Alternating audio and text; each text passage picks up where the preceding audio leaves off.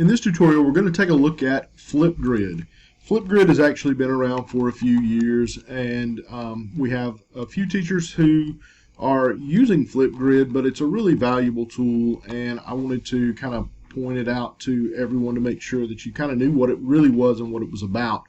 A simple Google search for Flipgrid will come back with the link for you to be able to click on. It is flipgrid.com, but the reason I wanted to show you this search is because they have a whole educator section and a whole getting started section, a help center, and then also getting started for students, and that's available there as well. And for those of you on Twitter, there is a Flipgrid that you can follow there and kind of build a community of people. So with that said, let's go ahead and click on Flipgrid. Notice it says empowering every voice.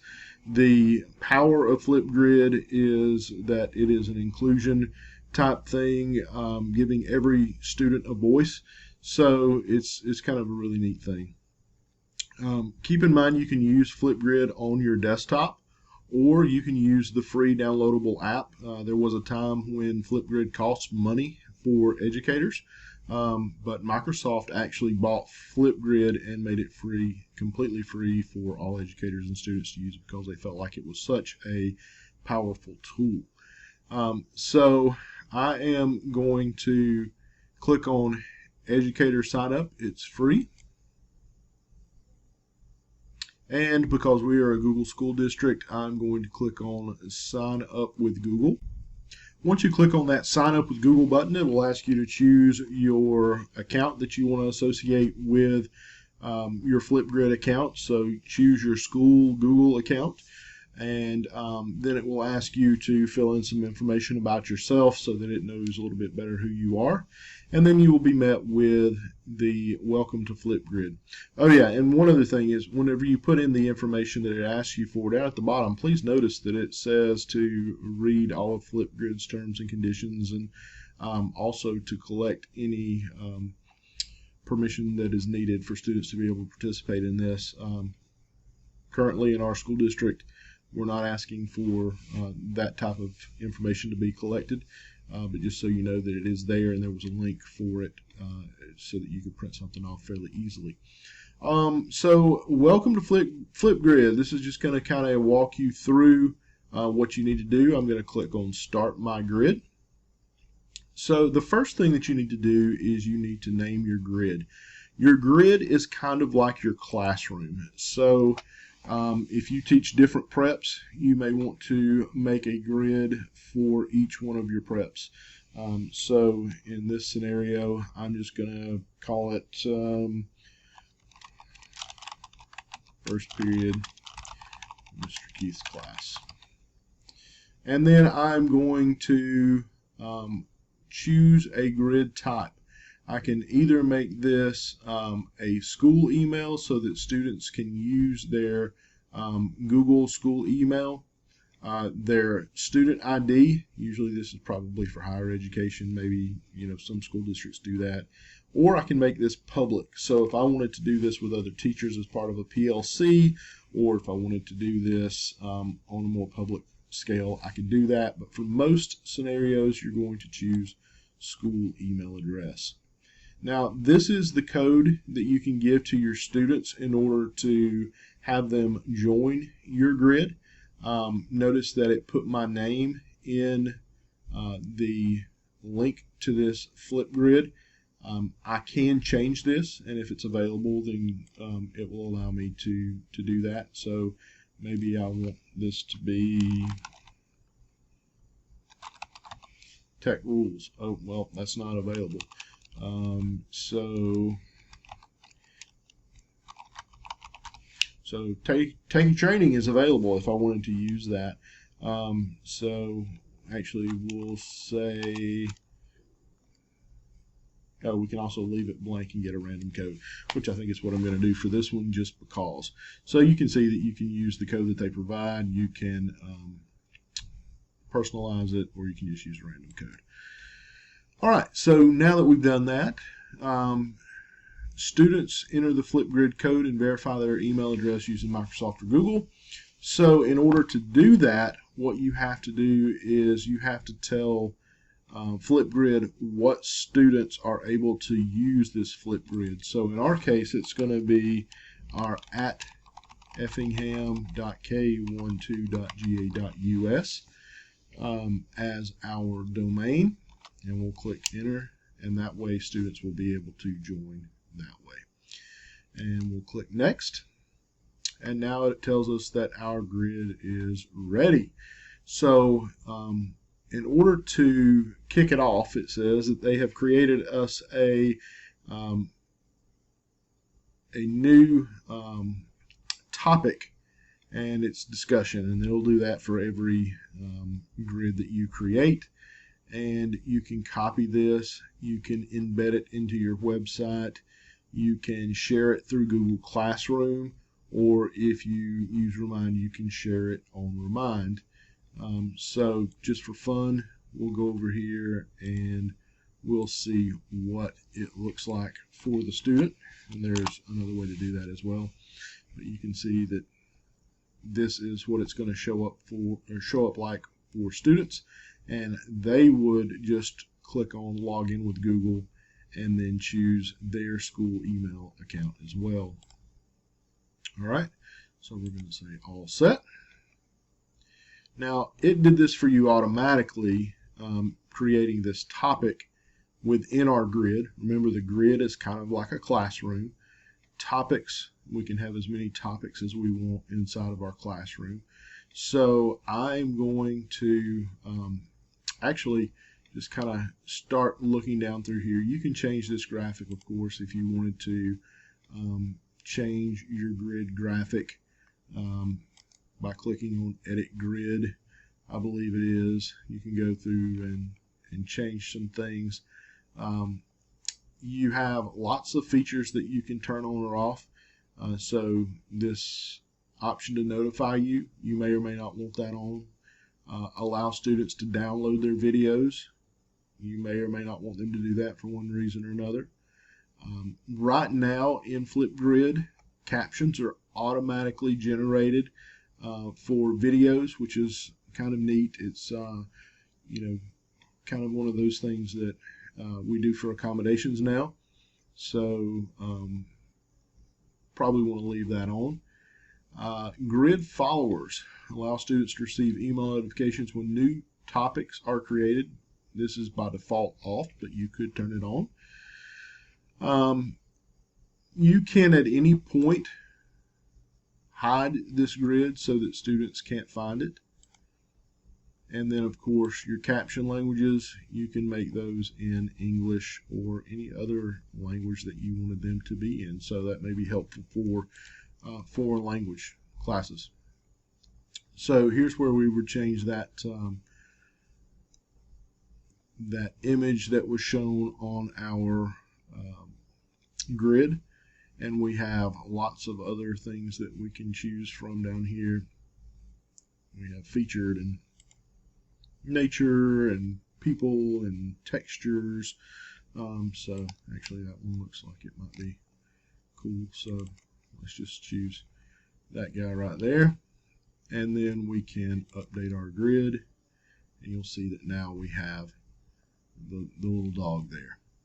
We also have the ability to share our grid, so that will bring that box back up where we are able to copy the link to our grid.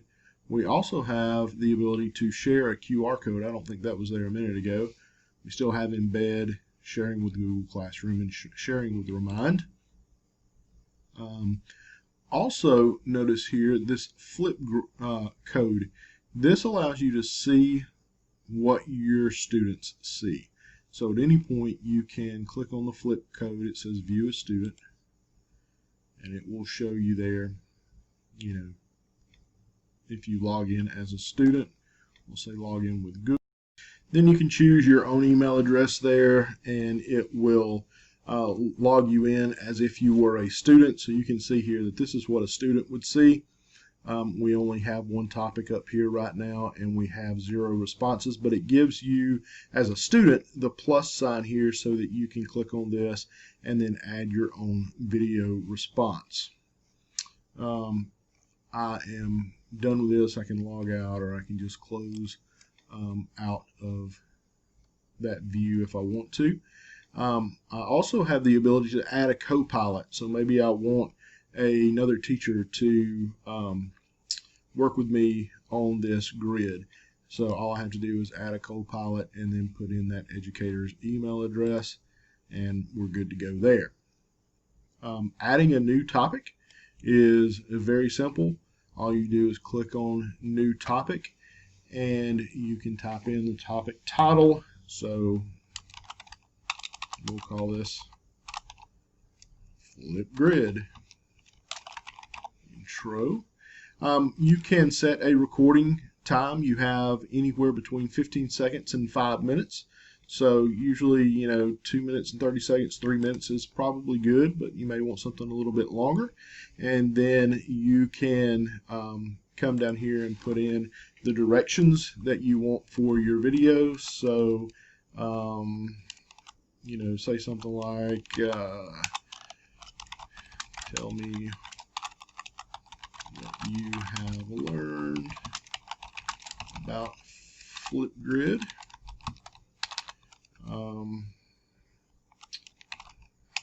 Rules. Speak clearly.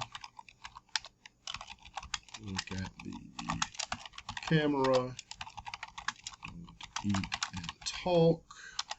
And whatever else that is you want to put in here. And so then also notice that we have some other things here that are optional.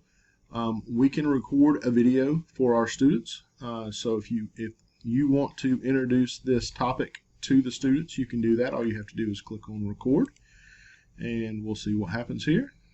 I haven't even really positioned my camera for this, so I hope you're not completely looking up my nose or anything. All right, so we're going to record a short video. Hey, this is Mr. Keith, and we are learning about Flipgrid, and I want you to post the thing that you have learned about Flipgrid that maybe you didn't know already. Have fun. All right.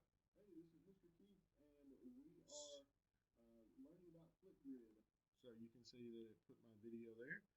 I also have the ability to put a sticky note in here and say, no attention to the terrible view. And then I will go ahead and click next. And it wants me to take a selfie for use with this. So I'll try and get in here and do a selfie. I'm probably looking at the complete wrong thing, all right? Oh, no wonder, I'm on the wrong camera. I got two cameras set up here. Did it take it? Nope. All right, so now I have a selfie in here, and I can click next. Oh, I also have the ability to put in different filters, text. If I wanted to add text, I can put in different emojis, and completely wipe out my face if I wanted to do that, or whatever. I can draw and do whatever. And this is actually helpful later on when students start doing answers using Flipgrid. You can have them work out a problem on the whiteboard, which is really cool if you wanted to have them explaining how to work a math problem. All right, so I'm going to click next, and it's going to say, hey, congratulations, now we can use this topic. All right, and even more options. If I wanted to do this, I could put in some tips. I could put in some attachments if I wanted to attach URLs or videos or links to help documents or anything like that. I also have the ability to moderate videos.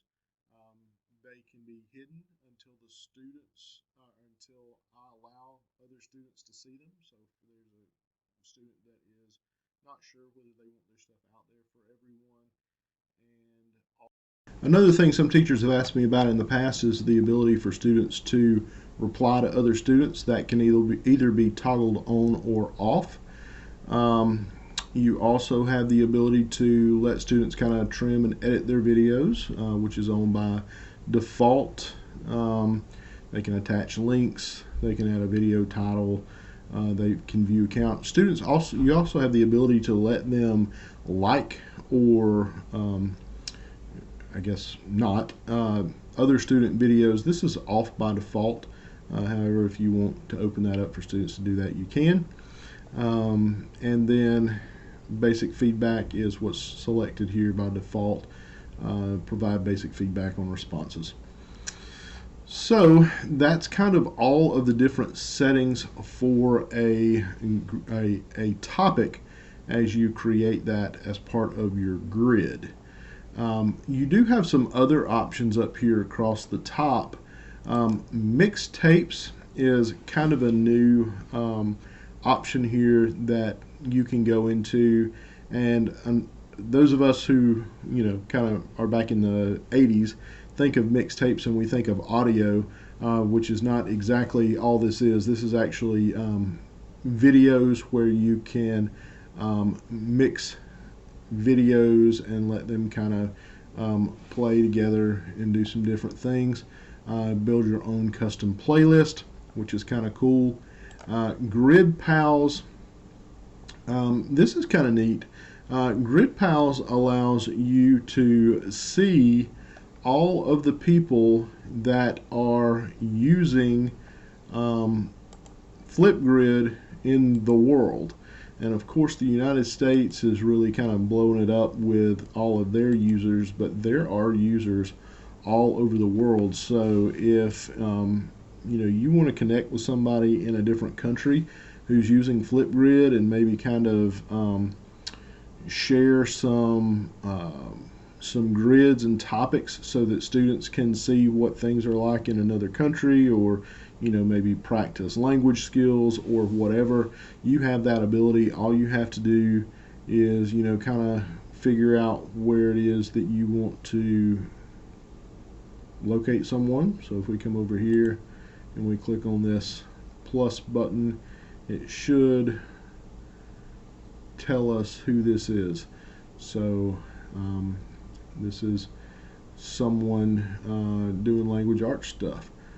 So that's looks like this is a high school person age 14 to 18. So this is a student. You can also search by grade level. So if we are looking specifically for high school, or if we're looking for, in my case, let's just see what librarian is. I can choose subject,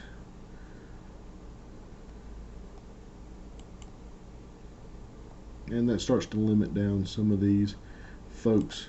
So I can see that Fiona Crawford is a librarian, and so I could connect with her and see what she's doing way over there in China, whatever country that is. Sorry, evidently geography is bad. It is China. Good. Okay. And then you can search for Grid Pals if you want to. You can scroll down and see, based on our search preferences, different people that maybe you know or want to connect with, and kind of work from there. So that's just kind of neat to see how big it is. Disco Library. So Disco Library is a way for you to find topic templates and to share any topic template that you have already made. So we can scroll down through here and look at different things, or we can search again by grade level and subject. We'll say history, and then we could search for whatever it is that we're looking for. So you can see Independence Day, Treaty of Versailles, Cold War, all kinds of neat things. So if I was looking specifically for Cold War, I could search for that and it would find whatever's there. So the one we just saw and actually another one. So that's kind of cool. We can also do shorts, and shorts is kind of neat. If you click on shorts, shorts allows you to create a short video. And this video can be used as part of all of your different grids. And also, you can share this out on Google Classroom or Twitter or whatever. So, this is kind of something if you did the same type of video all the time. So, maybe an introduction of yourself that you want to share with all of your grids as a topic, then this would be the place that you could do that. So, that's kind of cool as well. All right, so I have logged into Flipgrid as a student just so that you can kind of see what it's going to be like once a student submits a Flipgrid topic. So again, they can do this on their cell phones. They can do this from a Chromebook or a desktop computer or whatever. All they have to do is know the link to get to your Flipgrid. And again, you can share that link out by getting the link from your teacher side. And all they're going to do is they're going to click on plus once they get logged in. They're going to allow the computer or the Chromebook, whatever, to use the microphone and the video. And then, since I know which camera I'm using now, I'll turn that around just a little bit. And I can record a video as a student. Hi, I'm Joe Student at Effingham County High School, and I am so happy to be in your class, Mr. Keith. You are the bomb. All right, so I can stop that. Again, I can redo that if I wanted to as a student. I can add a sticky note if I wanted to put something up there. I can flip the camera around if I had a flipped camera around to do that, but I don't. And then I also have some other options. I can upload a sticker to show over my face if I wanted to do that. I could pull in my own image, or find something on the internet and pull that in there. Again, I also have the option to put the different filters on there if I wanted to do something goofy. I could. You may want to limit your students to what they can do. Otherwise, you may end up with the pixelization or whatever. I can also put in that text in different colors and styles. I can put in that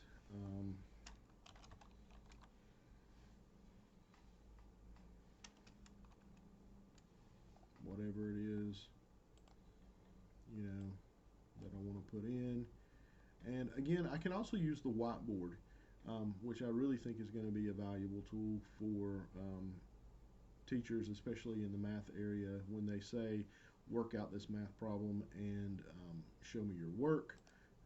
The students can click on whiteboard, they can choose whiteboard, or they can do a blackboard, and actually just, I guess, by drawing, they can actually, work it over on the side without even having a whiteboard. So if they wanted to do that, then they could do that as well. Once they're happy with it, they click next. Hi, I'm Joe Student at They can click to trim the clip, or they can add 1 minute and 19 seconds more. When they're done, they can click the next button. It wants them to take a selfie.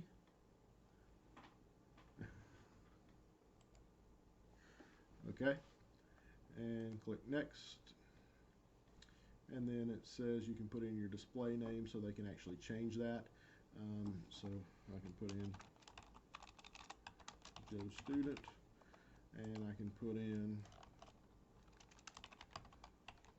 whatever, and I can put in a link if I wanted to, and I can submit my video. And now, because I have it available, I can download the video, I can download the selfie that I took. I can also post my video out to social media or put it on my web page or whatever using this link here. So what does it look like as a teacher? All right, so I'm going to click on this, and you should see here that Joe Student has submitted a video. I can click on this, and I can watch Joe Student's video. At Effingham. We know what that says. So I can have a grading rubric. I can have some ratings here. I can leave some comments, and I can share feedback and email feedback as well. So you can see that students now have lots of options here. I can leave this as a feature response because it was very good. I can use it as a spark video, which uses this as a means to spark other student answers or responses. And I can add this response to my mixtapes that we discussed earlier so that we can have a collage of really good videos. So that's kind of what Flipgrid is in a little bit longer than normal video, but it's a really good tool, and I hope you will consider using it.